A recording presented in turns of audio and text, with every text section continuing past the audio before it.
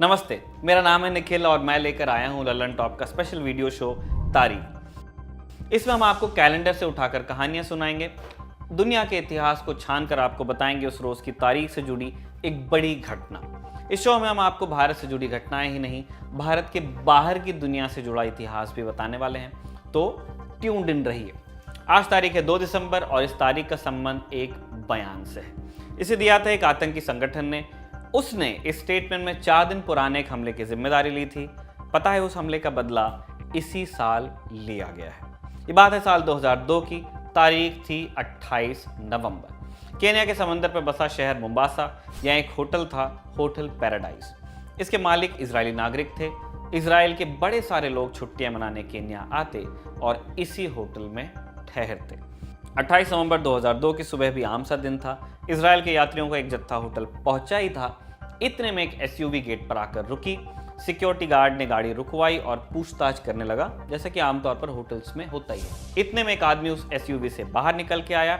उस आदमी के शरीर पर बंधा था एक बम। इससे पहले कि कोई कुछ कर पाता, उस आदमी ने अपने बम का बटन दबा दिया। कार में बैठे बाकी लोगों ने सिक्योरिटी का बैरियर तोड़कर गाड़ी भगा दी और होटल के गेट पर जाकर धमाका कर दिया। इस ब्लास्ट में 13 लोग मारे गए, 80 से ज़्यादा लोग घायल हुए। जिस वक्त होटल पैराडाइज पर अटैक हुआ, उसी समय इजराइल के एक यात्री विमान ने मोम्बासा के मोई एयरपोर्ट से उड़ान भरी। इस प्लेन पर 2 मिसाइल दागी गई, मगर मिसाइलों का निशाना चूक गया। इसके बाद इजराइल ने इस विमान को सुरक्षित वतन लाने के लिए अपने फाइटर जेट्स भेजे। ये इजरायली फाइटर जेट्स उस प्लेन को एस्कॉर्ट करके तेल अवीव ले आए। एक ही दिन में इजराइल पर 2 हमले हुए। इसका मतलब हमले के 4 दिन बाद 2 दिसंबर 2002 को अल-कायदा ने एक बयान निकाला। इसकी भाषा कुछ इस तरह थी: ये दोनों हमले हमने करवाए हैं, ये हमारे दुश्मनों के लिए चेतावनी है। हम दुनिया को बताना चाहते हैं कि हम कहीं भी कभी भी पहुंच सकते हैं।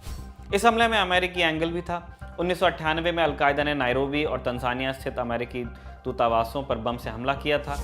इसमें 224 लोग मारे गए थे।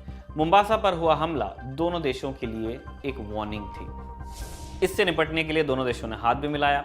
पता चला दोनों पर हुए अटैक का मास्टरमाइंड है अल-मसरी। पूरा नाम अब्दुल्ला अहमद अब्दुल्ला। अल-कायदा के फाउंडर्स में से अल-मसरी को एक माना जाता है। इसराइल पर जब हमला हुआ तब अल-मसरी ईरान में था। अमेरिका से बचने के लिए अफगानिस्तान से ईरान भाग कर आया था।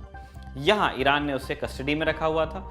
2015 में एक हॉस्टेज स्वैपिंग हुई और ईरान ने अल-मसरी को रिहा कर दिया, मगर रिहाई के बाद भी अल-मसरी ईरान में ही रह रहा था। इजराइल और अमेरिका को उसकी तलाश तो थी, मगर उस तक पहुंचना बहुत मुश्किल था। फिर आई एक टिप। पता चला कि अल-मसरी एक फर्जी नाम रखकर तेहरान में रह रहा है। सीआईए ने ये टिप मोसाद तक पहुंचा दी। अल-मसरी को फिर इसके बाद ट्रैक किया गया और फिर आई 7 अगस्त 2020 की तारीख। इस रोज़ एक कार तेहरान की एक सड़क पर भाग रही थी। इस कार में 2 लोग थे, एक अधेड़ उम्र का आदमी था और एक महिला। रास्ते में 2 बाइक सवार आए। उन्होंने चलती कार में गोली मारकर दोनों लोगों की हत्या कर दी। पहले तो खबर चली कि उस रोज चलती कार में मारे गए आदमी का नाम हबीब दाऊद है।